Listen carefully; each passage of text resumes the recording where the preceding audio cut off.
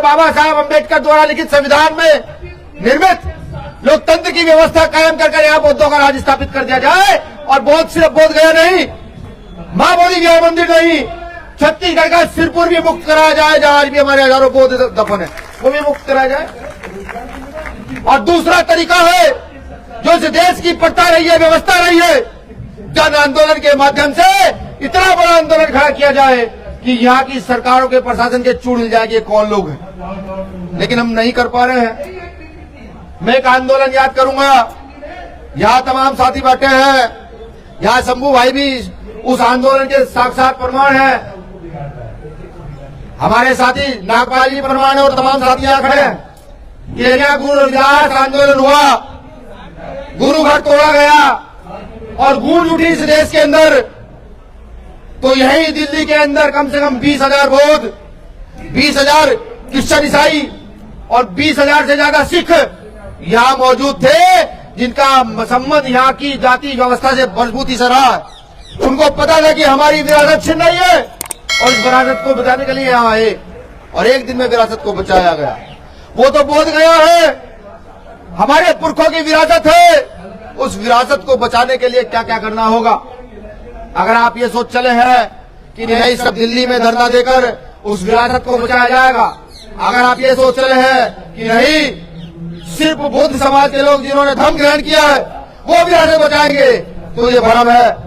पिछले 4 महीने 3 महीने से मैं लगातार गया के कलेक्टर को बात करके ये मेरी टीम कह रही है कि भीम आर्मी के लोगों को गया में धरना करने की इजाजत दी जाए, 3 महीने से लगातार। लेकिन जब भी मेरे अध्यक्ष वहां जाते हैं लगातार डीएम साहब उनको कहते हैं कि तुम बौद्ध समाज के लोग हो ही नहीं।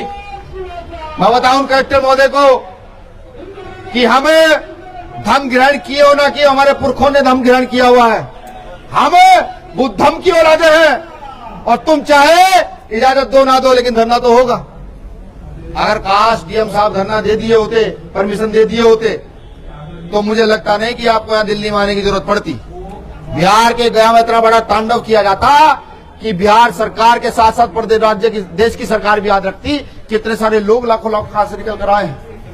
अभी भीम आर्मी का सेमिनार था, मेरा पूरा मन था कि सेमिनार बोध गया में कराया जाए। बोध गया का जो वो है ऑडिटोरियम, उसमें सिर्फ इलेक्ट्रीशियन का काम बाकी था।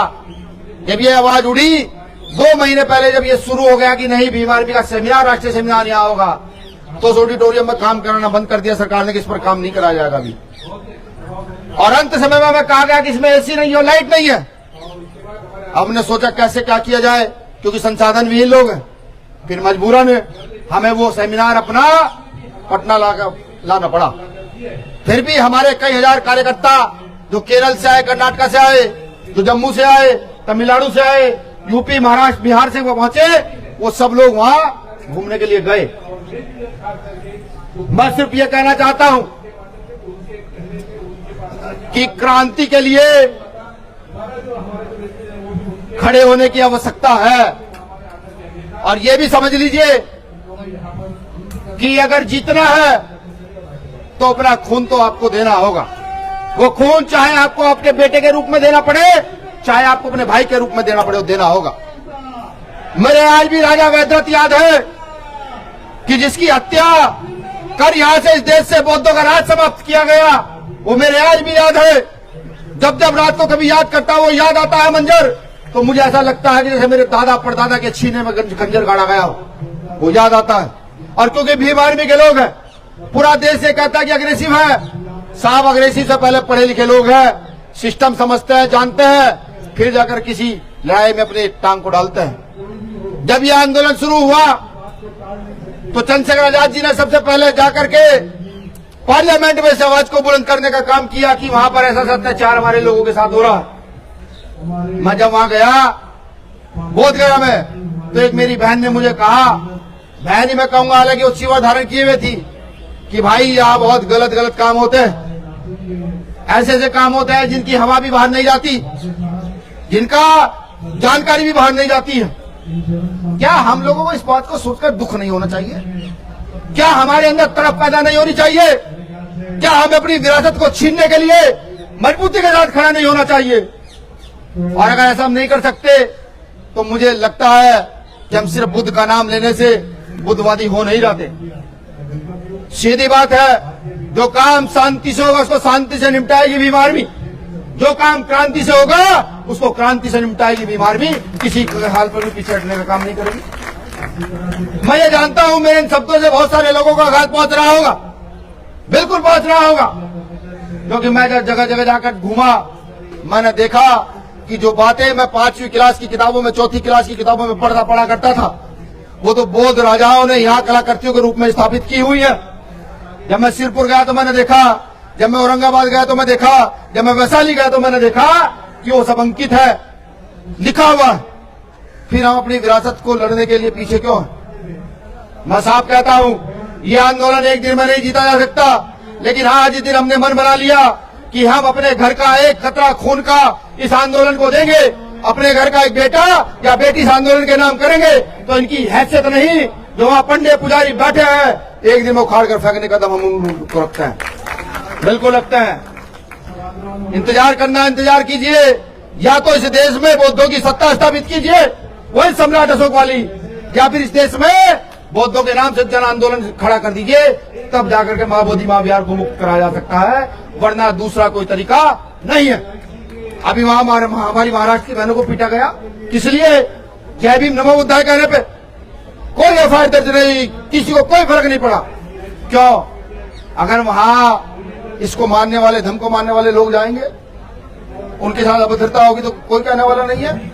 आप समझिए, बिहार जहां इस विश्व का पहला लोकतंत्र गणराज्य स्थापित हुआ हो, बिहार जहां सबसे पहले तथागत बुद्ध ने महिलाओं को बराबरी का अधिकार दिया हो, महिलाओं को भिक्षु नहीं बनाया हो, बिहार जहां विश्व की सबसे बड़ी एजुकेशनल धरोहर हो, और बिहार आज इस कगार पर खड़ा है कि वहां आंदोलन करने के नाम पर लोगों का निकलना मुश्किल है।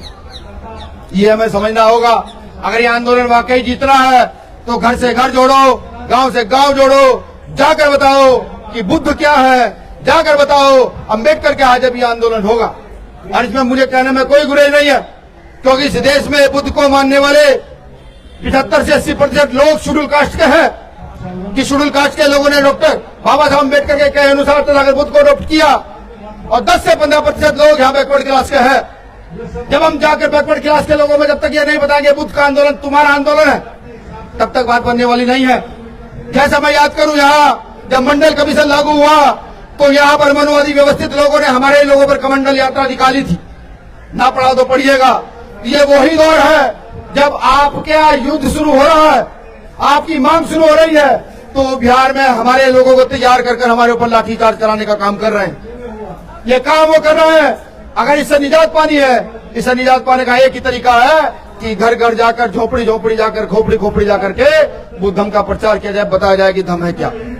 जब तक ऐसा नहीं होगा मुझे नहीं लगता कि सफलता मिल पाएगी। मैं इस बीच आप लोगों से, जो क्योंकि आज यहाँ सीनियर साथी बहुत सारे हैं, माफी भी चाहता हूँ, क्योंकि मेरे कुछ अग्रेसिव शब्दों से आपको आघात जरूर पहुंचा होगा। आप सोच रहे होंगे कि भीम आर्मी का राष्ट्राध्यक्ष क्या क्या कह रहा है, लेकिन जो मैं कह रहा हूं, जो मुझे लगता है, जो मैंने महसूस किया, जो मैंने सम्राट अशोक के बाद पढ़ा, जो मैंने सम्राट अशोक के साथ साथ और अपने बौद्ध राजाओं के विषय में पढ़ा, उनके पतन के विषय में पढ़ा, जब मैंने अपने पिछले आंदोलन के विषय में पढ़ा, जब उनके पतन के विषय में पढ़ा, दलित पैंथर DS4 के विषय में पढ़ा और उनके पतन के विषय में पढ़ा, तो मेरी समझ आ गया कि दो ही ताकत है यहाँ लड़ने की, या तो जन आंदोलन में इस आंदोलन को तब्दील कर दो, या देश में अपनी शासन सत्ता खड़ी कर दो। तीसरा कोई तरीका नहीं है, बिल्कुल नहीं है। शुक्रिया, आप सब लोगों ने मुझे सुना। मान्य बनते जी, एक मैं वादा करूंगा, मैं ये नहीं कहूंगा कि आज BT एक्ट को रद्द करा दिया जाएगा, लेकिन हाँ, BT एक्ट रद्द कराने में जितनी भी क्षमता भीम आर्मी के पास है, उस ताकत का प्रयोग करके एक दिन BT एक्ट को रद्द जरूर कराया जाएगा। एक निवेदन मैं और करूंगा, क्योंकि मैंने पहले कहा हम संसाधन भी लोग हैं। आप बोधगया के मैदान पर हमें टेंट लगा कर दे दीजिए और 10 दिन का खाने की व्यवस्था कर दीजिए। बस एक टेंट लगा कर दे दीजिए और 10 दिन की खाने की व्यवस्था कर दीजिए। 11वें दिन समाज से कैसे मांगना है वो हम जानते हैं, मैं लिख कर देता हूं। अगर वो आंदोलन वहां से 10 साल में उठले, जब तक तो BT एक्ट रद्द नहीं होगा, तब तक उस आंदोलन को वहां चला कर रखा जाएगा। शुक्रिया। जय भीम, जय भारत, जय संविधान, नमो बुद्धाय।